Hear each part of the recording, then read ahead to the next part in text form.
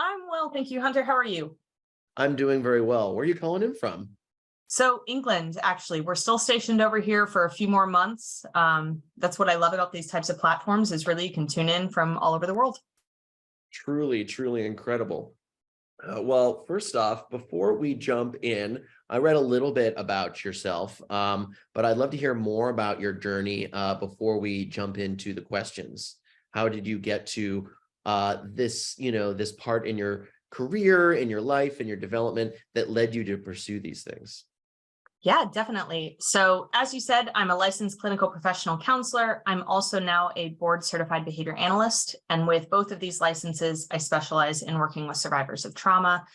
I've actually been super, super fortunate to have been able to present on this topic all over the world. So, it's one that's very near and dear to my heart and closely related to trauma is stress. So, the topic of toxic work environments has been really compelling to research as it relates to stress and kind of that chronic symptomology. I've had the pleasure of working in residential programs, crisis response, hospital settings, government organizations, pretty much have had the opportunity to experience a lot of different settings. And what we kind of come back to is that interrelated dynamic between stress and trauma. I actually took a bit of an eclectic path to get where I am today. I majored in political science in my undergraduate, but it was not for me. And I just kind of realized that a little bit too late. So took some time off, did a ton of volunteering, and ultimately realized that clinical mental health counseling was where my heart was at.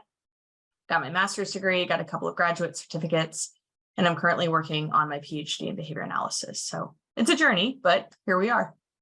Here we are, the peaks and valleys, rivers and roads and forests. There's so much to explore, Jaredith, on the journey.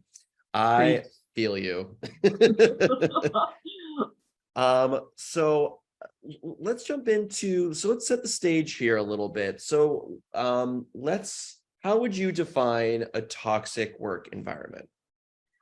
So I did a deep dive into some research, and one of the best definitions I was able to come up with is by Harder et al. In 2014, and I'm happy to drop these references in the chat at the end of our presentation today. But Harder et al. Defines a toxic work environment as an environment that negatively impacts the viability of an organization. Specifically, that an organization is toxic if it is both ineffective as well as destructive to its employees. In my personal experience with a toxic work environment, the destruction was largely perpetuated by a workplace bully rather than the overall employer. And building off of that, workplace bullying is the repeated health harming mistreatment by one or more employees, abusive conduct, verbal abuse, or behaviors that are perceived as threatening, intimidating, or humiliating, or some combination thereof. So it's all kind of interconnected. Yeah, absolutely. So did this ever happen? Are you open to sharing about, is this something that you experienced? Were you in a toxic work environment? Is that experience you'd be open to sharing about? Absolutely. And I really appreciate the platform to share it. So I'm a big personality, and I recognize that. And I have not really ever had the experience of being bullied per se. I mean, there were playground kind of situations, as we all have, but nothing really beyond that. And a couple of years ago, I was offered a GS-11 position in the military. Now, if you're not familiar with what a GS-11 position is, that's totally fine, but there's kind of steps on where you can come in as a government service employee, and a GS-11 is considered decently high as a walk-on. It was in crisis counseling. It was my bread and butter. I was very, very excited. I got to manage volunteers. I got to work directly with victims and survivors.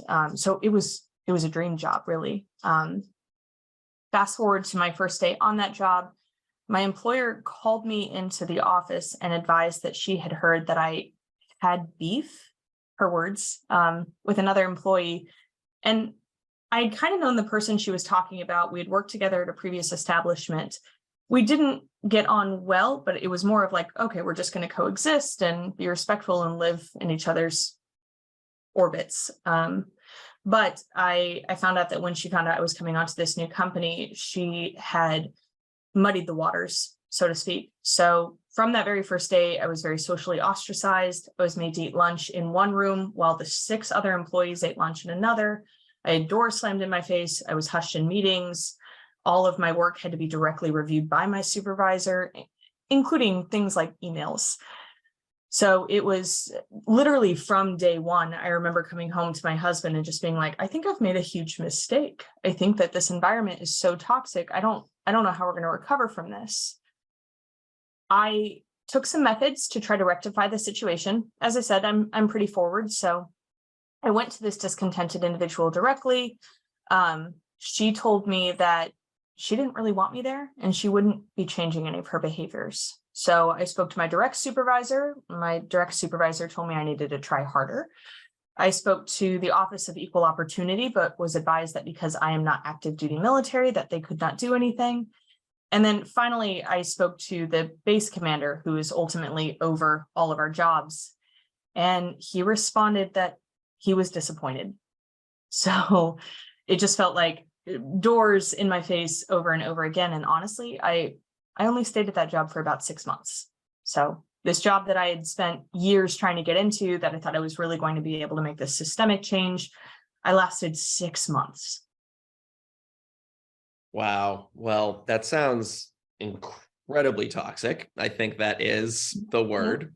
I couldn't think of a better word for, or a more apt word for that scenario. And I'm sorry you went through that. And also now you have you're sharing your knowledge with it, which is really a gift to all of us and a testament to you, because that is not easy to do. So thank you for doing that.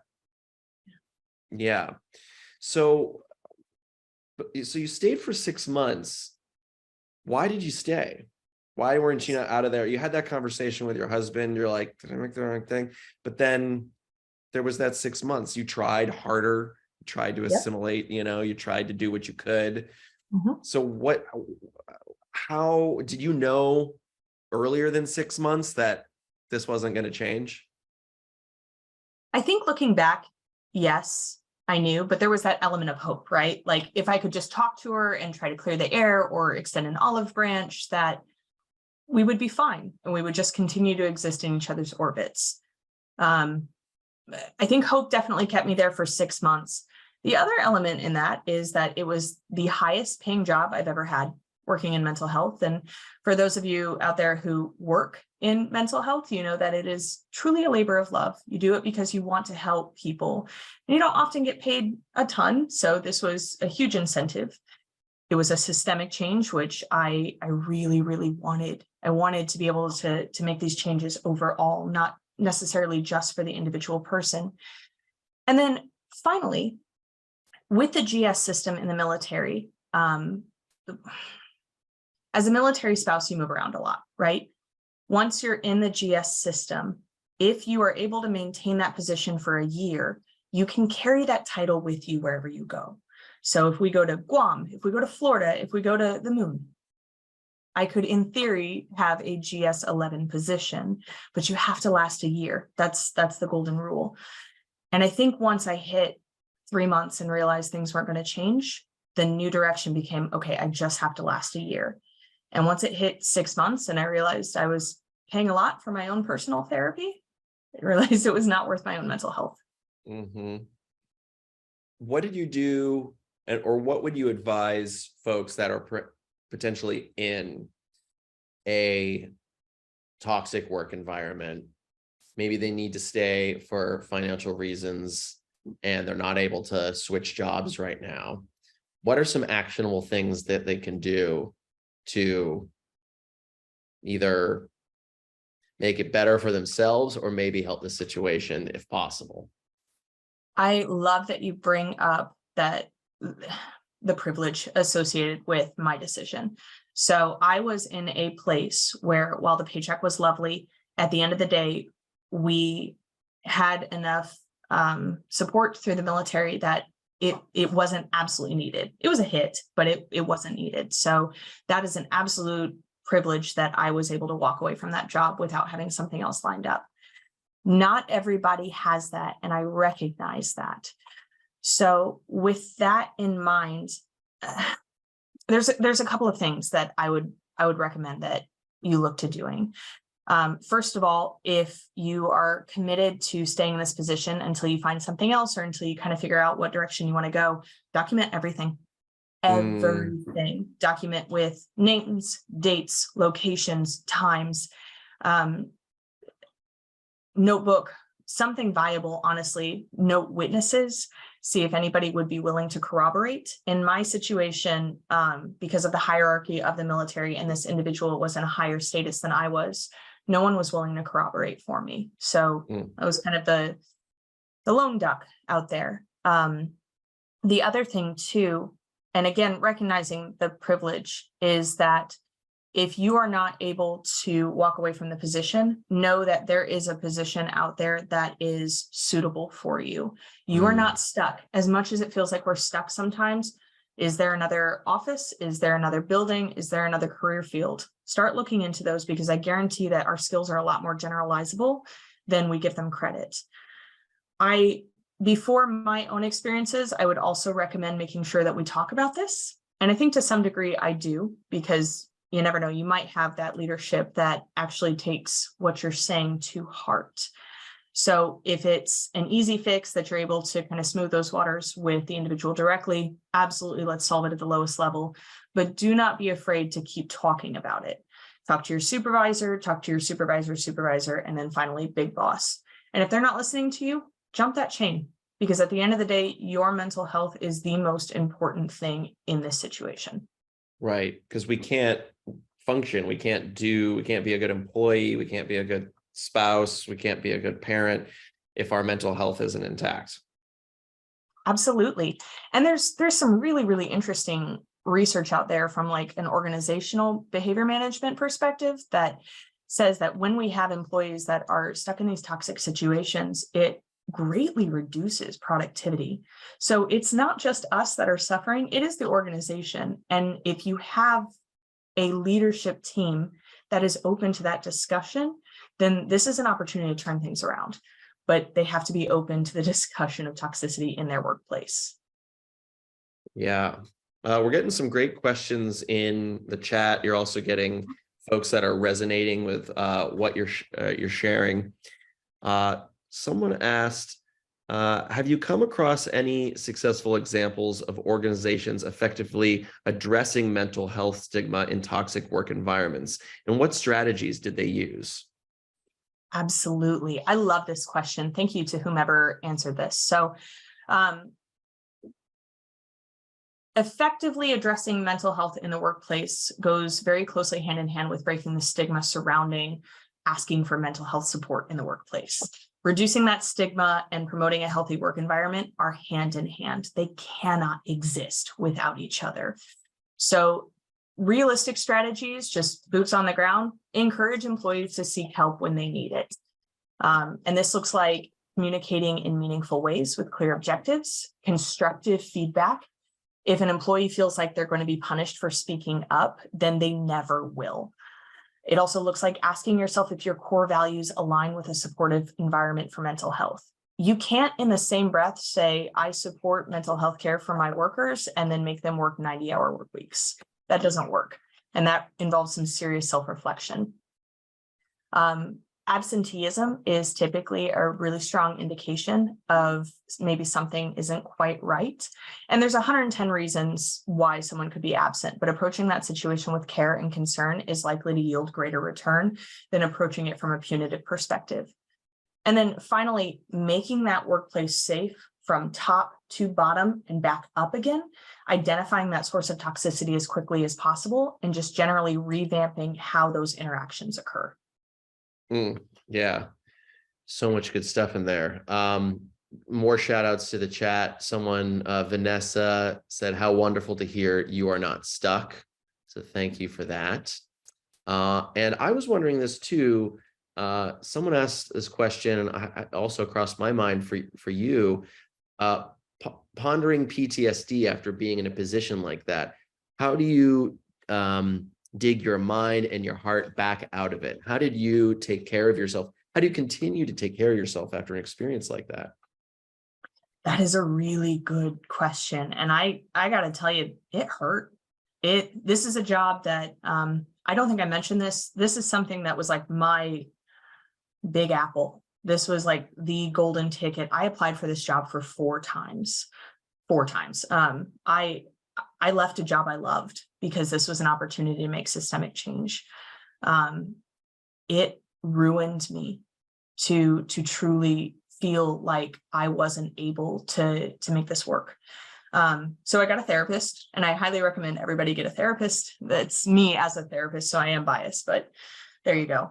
And my therapist is very, very into acceptance and commitment. So she encouraged me to lean into what we know as value and what we know as fact. And I still think of her ponderings today. Where is the evidence? So I would come with these statements like, I'm a huge failure. I got this GS11 job and I couldn't hack it. I couldn't do it. And she'd be like, okay, that's great. Where is the evidence? Because I see you support this client and this client and this client. I see you walk through all of these crisis situations. And ultimately, none of that is indicative of failure. And it took quite a few months for me to dig myself up out of that hole. I did start working in a private practice clinic online. It's not my own, it's run by another organization. And I actually work at 2 different ones. So I work at a private practice clinic and then an clinic that helps individuals who are going through substance use. So I'm still able to provide that crisis counseling and then that interpersonal connection. And I think being able to pivot and try something new showed me that I was not the failure. However we spin this, I was not the failure. That workplace failed me. And I think that was that dynamic change that I needed in the time. Oh, that's so important. And I'm a huge proponent, advocate, beneficiary of therapy. It's another place of privilege to be able to have access to it, to afford it. It can be astronomically unreachable. Unfortunately, we can have a whole nother conversation about that. The equity of therapy, unfortunately, is not where I would like it to be. And for me personally, though, our therapists, I think, came from similar schools of thought. And I'm a big fan that I'm glad to hear that you also had one that was like, just the facts, Jaredith. Like, what are the facts? What is the evidence to support what you're feeling? Because I love that we can validate, our feelings can be valid. Like, oh, I feel like a failure, but am I factually a failure? Let's take a look at that. And those are oftentimes not true, right? They are 2 different things. Absolutely. The other thing she encouraged me to do that I'm really grateful for was to talk about this experience. I think so often we leave situations that we deem to be failures and we just bottle it up inside and we're like, okay, that's my failure and we don't ever have to talk about it again. But the more that I talk about it, the more I realize that workplace toxicity is rampant. And in an era where there are so many options, you can do online work, you can be in an office, the world is your oyster. So in a world with so many options, you don't have to stand for toxicity. You don't have to. You have options. And I think being reminded of that and having the discussion with people that there are options out there is really reinforcing for others as well as me. Yeah, absolutely. I love the sharing it, so we don't bottle it up, because the story can amplify, it can grow grotesque like horns and thorns and all wounds, all these things, as I just keep it bottled in, and it gets worse and worse and worse. And what was mentioned earlier, it's PTSD, reliving the situations and rewriting them. So then we're back in the memory and we're not even there, but we're still feeling that pain if we bottle it up. The other thing to consider is that, when I left this position, there was a decent amount of backlash associated with it. Because it's a GS11 position. Any GS position in the military requires a lot of hoops to jump through. The hiring onboarding process is like 2 to 3 months. It's a very extensive process for me to last 6 months and to leave. And my therapist had encouraged me to lean into that. So when I heard backlash, like, oh, you left this program high and dry, or you didn't give ample notice, I gave about 2 weeks, I think. I reframed that and I said, well, I would have loved to, but my mental health came first. This is not an environment that supported my mental health. And as someone who's a subject matter expert in mental health, I know when I see it. So you all need to do better. So rather than letting them flip that script on me, I flipped it back. I love that. I was thinking of earlier too about talking. There's a wonderful phrase from Mr. Rogers who said, if it's Personal favorite, right? Part of my childhood and upbringing. If it's mentionable, it's manageable.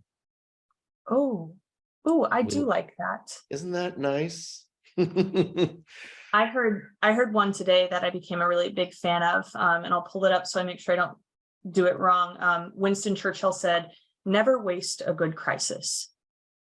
And this felt right, but this felt like such an internal crisis for me. Yeah. And in hindsight, this was such an amazing learning experience because Mm-hmm. I made the correct choice. And in hindsight, I see that I did. We can keep going down the Churchill road. I think he also said the only way out is through. Oh, yes. Also very powerful. Yeah, right. Yeah, and like you said, you're not alone here. There's so much liveliness in the chat here, activity of people that are chiming in with other personal experiences. Thank you so much, everyone, for sharing what's been going on with you and in this open forum. We appreciate you. Someone mirrored back, I am not a failure. That workplace failed me. Thank you for sharing that. There's a lot of love in this room right now, Jaredith. I'm feeling it. I really am. And, this is the conversation that I live for, because if I felt this, I guarantee others have felt this. I guarantee that there are others out there in this very situation right now. And just in case you're waiting for full permission to make a change, know that you have it. You have full permission to make this change. That's so helpful. Sometimes all I need is permission, in my own mind, and a sounding board, someone just be like, it's okay. And there's, I think, I know I can catastrophize situations. Another great term for it is future tripping. Love that one. Sounds fun, doesn't it? It sounds a lot more fun than catastrophizing. Yeah. It's really not, though. I don't recommend it, but we do it. And I do it sometimes. And it can be that just like going down the rabbit hole, right? Of like, oh, I need to stay because then I can't pay my bills and then I won't have food on the table for my family and da da da da. And like, if I leave, I'll never work in this industry again. They're going to blacklist me and all this stuff. It's like, well, or maybe not, there might be, like you said, it was a hit for you. And yes, it was. And here you are thriving, sharing in a new, in a new position, multiple places, new things can happen, right? Like I love the concept of when we remove something that's not working, we're making space for something else, right? Ooh, yes, exactly. Exactly. I have only so much bandwidth. We have only so much bandwidth to focus on. And when we talk about catastrophizing, especially in situations that impact others rather than just ourselves, I think one of the strategies that fits best for me is to lean into that catastrophe just a little bit, right? So in my situation, like I'll be blacklisted. I will never work in this field again. And then popping on LinkedIn and saying how many job opportunities are available right now. Popping on Power to Fly and saying, how many people could potentially value me right now? Sometimes when we lean into those catastrophes, we can see that they are only catastrophes because we are in a state of crisis. So for what that does for you at any given time, I wish the best, but it just kind of circles back to there's always going to be someplace else that will value you. We just got to try to find it. Absolutely. I've been reading, I started Atomic Habits. So that's a good one. It's a good one, right? Yeah. Because I've heard about there was a summit when I hosted and three speakers mentioned it independently of each other in one summit. I was like, okay, I'm getting the book today. I hear you, world. Thank you. And it's about, the basic concept of making small incremental changes each day, right? Like we want things to change overnight, but we need to do, like you said, just like going on to Power to Fly's website or going on to LinkedIn, like that's a small incremental change to get me out of this perhaps habit of negative thinking. Mm-hmm. Yep. And we can do these 100%. small things, right? Yeah. Absolutely. I love it. Anything that you can do to kind of reframe that is setting us up on a path of like a healthier mindset. So Yeah. I am all for it. Yeah. So in these last couple of minutes, what would you say are some of the key learnings, takeaways you've had from your experience that you would love to impart with our listeners? And clearly, many people have shared other experiences similar.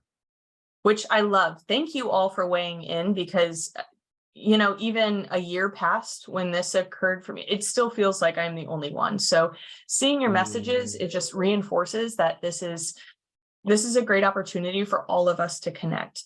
Key takeaways: don't stay silent. Do not sweep things under the rug. Do not get in your own head saying that you're catastrophizing thing. This is real. This is happening. Your feelings are valid. And if the evidence is there, make sure that you document that. In addition, remembering that you are valuable, even if your current company is not supportive of your value, that doesn't mean that there isn't going to be another company that is. And finally, and privilege aside, the paycheck is not worth your mental health. If you go into work every single day dreading that existence, it is time to look for something that supports you because you deserve that. Well, thank you so much for this chat today. Thank you for sharing with an open heart. I appreciate you, Jared. Thank you for everything you have shared with us. And I hope we get to talk more again. This has been so helpful and delightful and powerful for me. Thank you. I would like that very much. If anybody would like to continue this conversation, you are more than welcome to find me on LinkedIn. I am the only Jaredith Lord, kind of mimicking what Mona said before. So we got some unique names up in here. It makes it a little bit easier, but I'm happy to continue those conversations on that platform. If you ever want to start a music career, also just a perfect name. Like I see it on a billboard. That is a backup. I like that plan. All right, Jared, thank you so much and look forward to the next one. Have a good rest of your day. Thank you so much. You as well.